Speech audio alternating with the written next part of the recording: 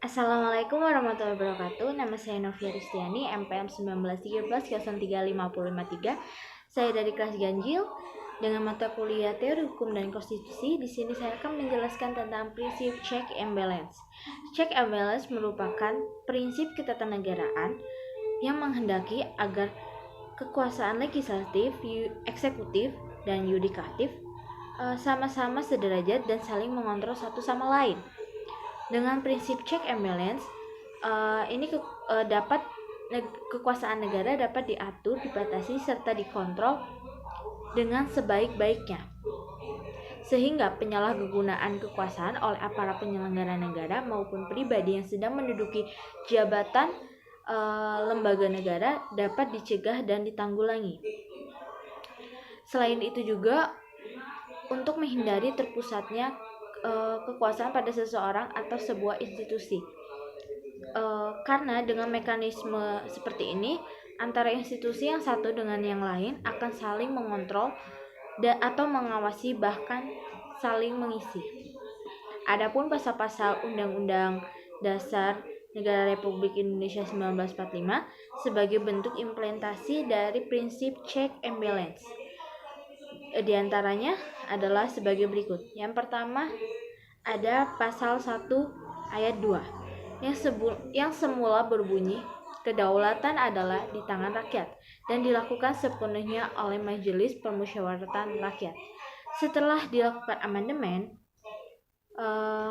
pada Undang-Undang Dasar, maka diubah menjadi kedaulatan berada di tangan rakyat dan dilaksanakan menurut Undang-Undang Dasar.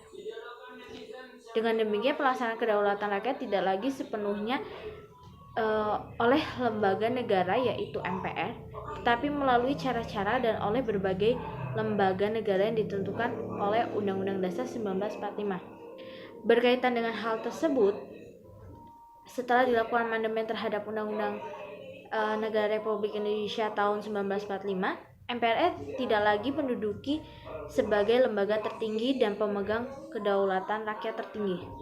Penghapusan sistem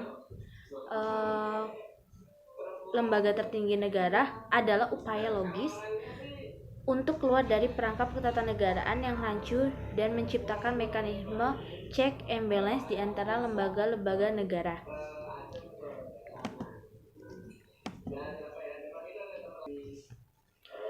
Selain itu, komposisi keanggotaan MPR juga mengalami perubahan yang semula terdiri dari anggota DPR, utusan golongan dan utusan daerah, tetapi setelah perubahan pasal 2 ayat 1 Undang-Undang Negara Republik Indonesia tahun 1945 menentukan bahwa MPR terdiri dari anggota DPR dan anggota DPD. Dengan ketentuan semacam itu, maka mekanisme check and balance ini dapat terrealisasi. Lalu yang kedua ada pasal 7B Undang-Undang Dasar 1945 mengenai impeachment. Proses pemberhentian presiden dimulai dengan permintaan DPR kepada MK untuk memeriksa, mengadili, dan memutuskan pendapat DPR bahwa presiden atau wakil presiden telah melakukan pelanggaran hukum.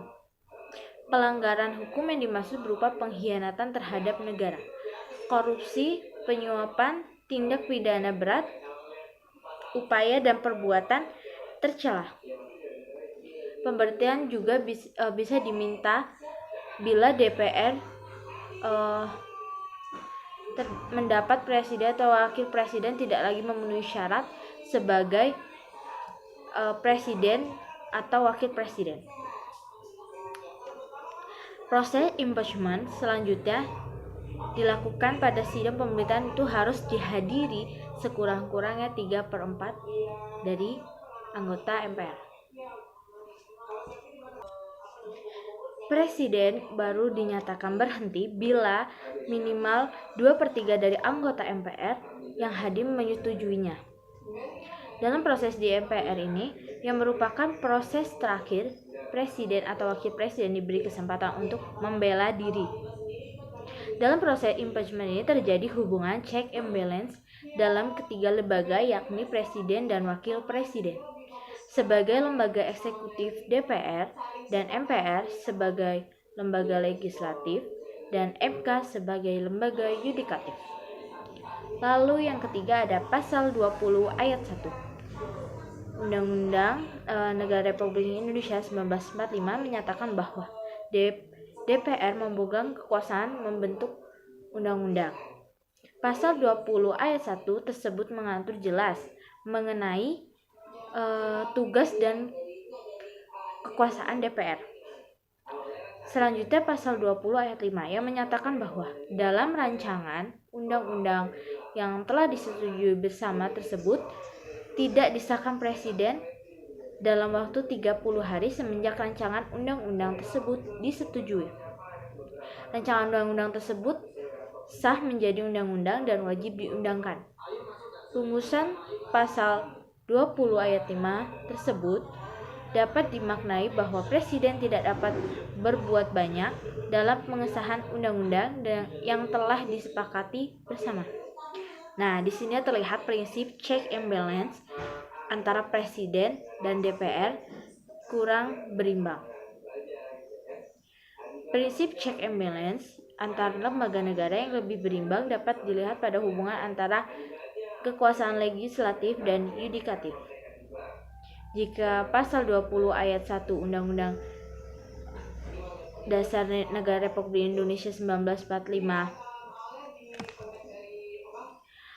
menyatakan bahwa DPR memegang kekuasaan membentuk undang-undang, maka untuk menciptakan keseimbangan kekuasaan check and balance difungsikanlah Mahkamah Konstitusi sebagai salah satu pemegang kekuasaan yudikatif yang kewenangannya salah satunya meninjau apakah undang-undang yang telah dibuat bertentangan dengan konstitusi atau UUD.